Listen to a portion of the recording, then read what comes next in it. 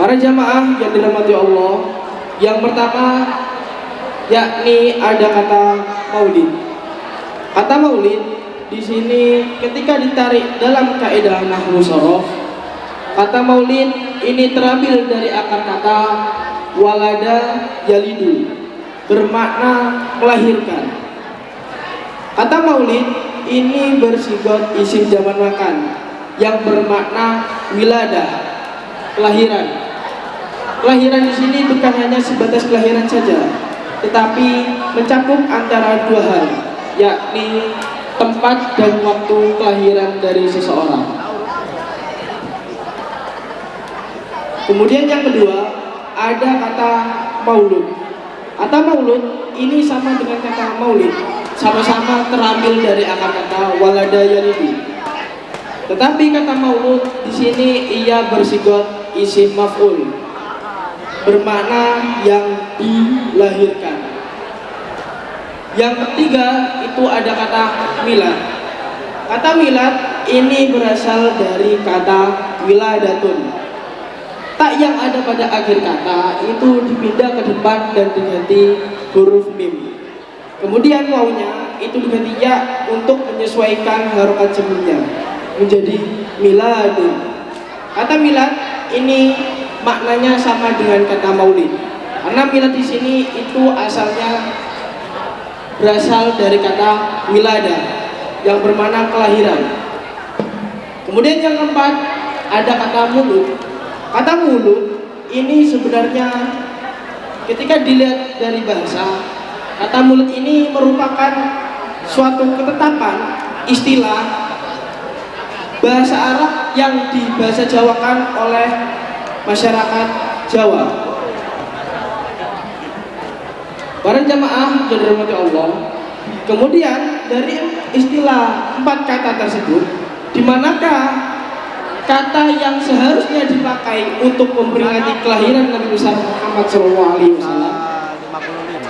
Dari keempat istilah tersebut, kata yang bisa digunakan untuk memperingati kelahiran Nabi besar Muhammad SAW itu adalah kata maulid dan kata milad yang bermakna wiladah, kelahiran.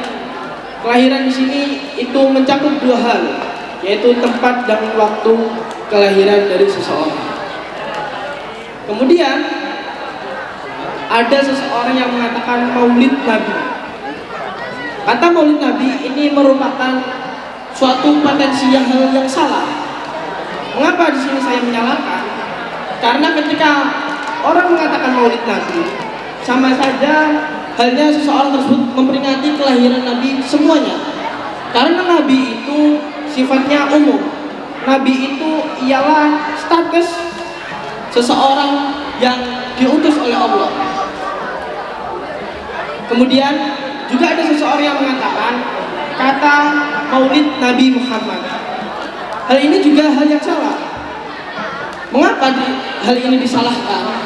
Karena Nabi Muhammad, kata Nabi Muhammad ini, kata Nabi itu merupakan status kenabian Muhammad.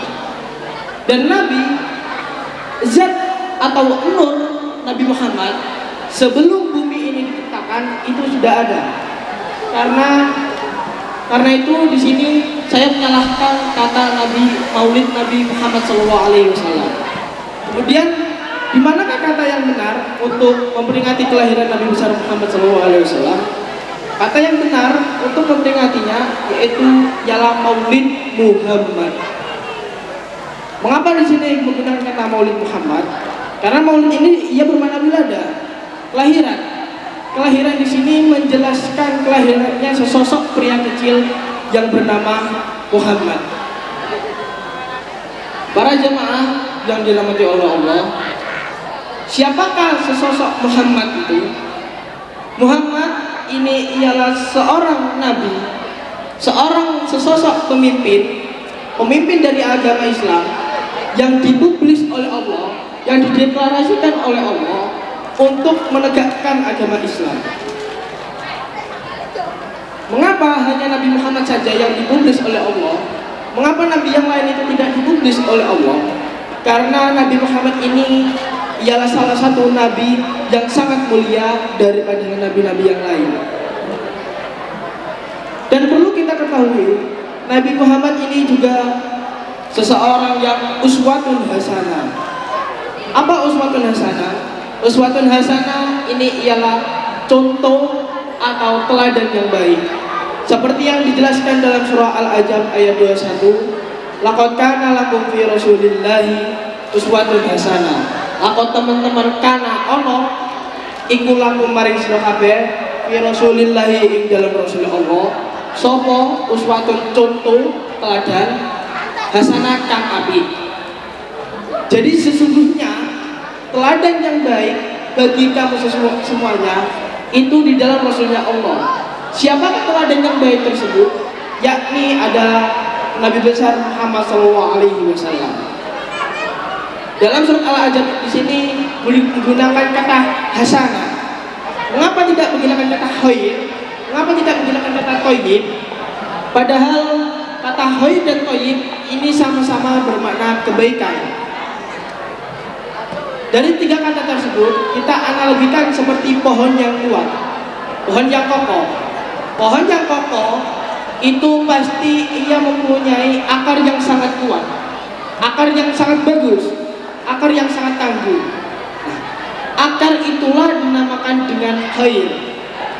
Dan ketika akar tersebut menumbuhkan batang yang sangat kokoh dan kuat, batang tersebut itulah dinamakan dengan thayyib.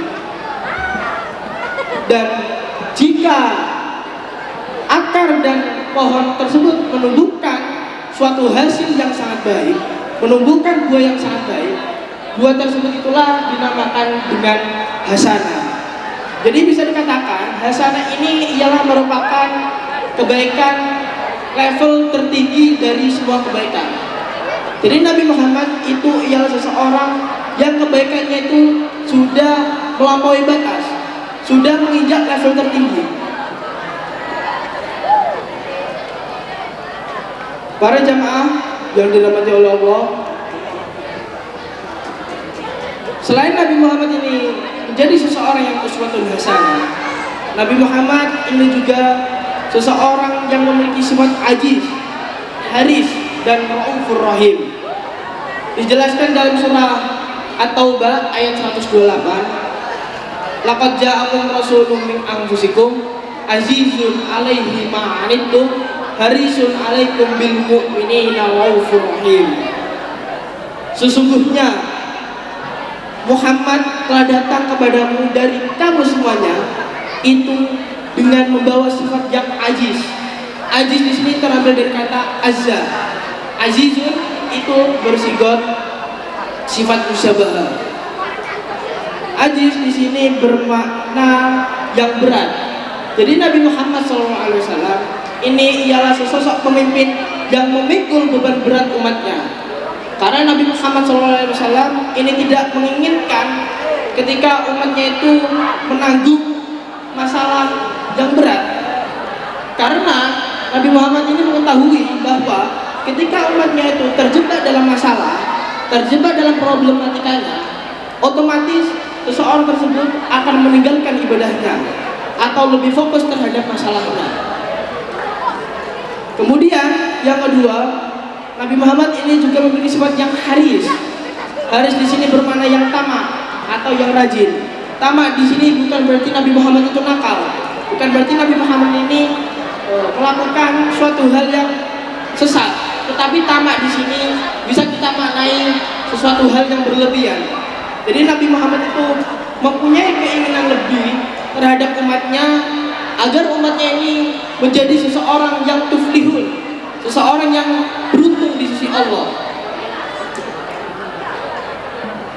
Pada saat bulan Ramadan, dulu Nabi Muhammad merenung di Gua Hira bahwa Nabi Muhammad itu khawatir akan umatnya itu terjerumus ke dalam keyakinan yang syirik.